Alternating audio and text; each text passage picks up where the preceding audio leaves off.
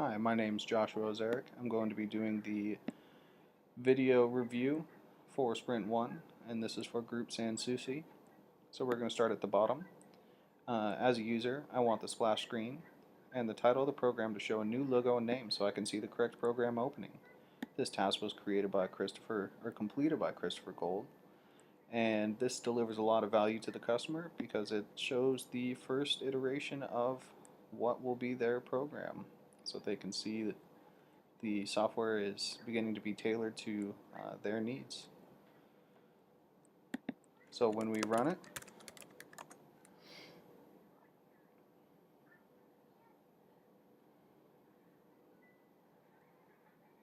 you can see that it has a really nice logo, and the title at the top also says My Bus.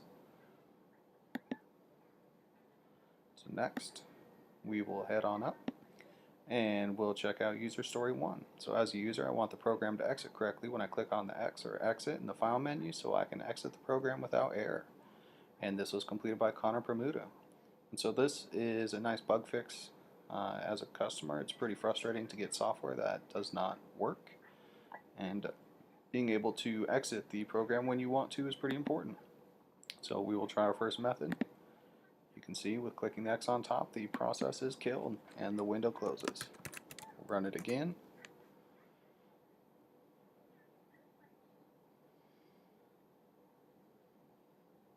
There's that nice logo once again. And we will try the exit through the second method. And you can see once again the process is killed, the window closes. Our next user story. So as a user, I want the program to minimize correctly so the program can be opened without relaunching the entire program. This was completed by Joshua Ozeric, which is me. And you can see the program properly minimizes to the bar. Once again, that's a really nice feature to have when you are a customer using a product, especially a software that you paid for. Having little bugs like that is incredibly frustrating. Getting the program to function in a normal way is really important. As a user, I want the symbols or language English to display correctly to make sure the program is readable. So it's completed by Gavin Cude. He added some nice images, so you can see the buttons are all in different languages, and you can see they are in English. Once again, that was completed by Gavin Cude. Being able to read what the functionality is in your own language is incredibly important for being able to use software. Let's see, our next one is, as a developer, I want the update version and build number to be correct, to always see the correct version and build information. So it's completed by Connor Bermuda and Gavin Cude. And so if you go and look at our program, you can see the build number at the bottom, and that is consistent with what is displayed in terminal. You can see that the version and build number is displayed in the terminal as well, and it is incremented appropriately. Returning to our backlog, the next one is, as a user, I want to be able to add driver data into the system so I can keep track of the drivers for my company. This was completed by Gavin Cude.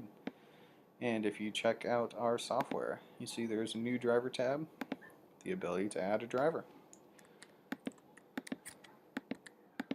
That's something that we plan on continuing to work on in the next sprints. So returning to our backlog. As a user, I want look and feel and the preferences removed so that it is not confusing and inconsistent anymore. This was once again completed by Gavin Cude. You can see the look and feel is no longer present. Once again, having pieces of software that do not work is incredibly frustrating, so removing the pieces that are unnecessary and do not function adds a lot of value. And also adding the driver classes the beginning of the implementation to the customer's needs, so it provides functionality that is actually relevant to our customers. And that is the end of the user stories. You can see we completed all the use cases. We were able to get a lot of the functionality fixed and add new functionality for the customer's needs. That's the end of the video.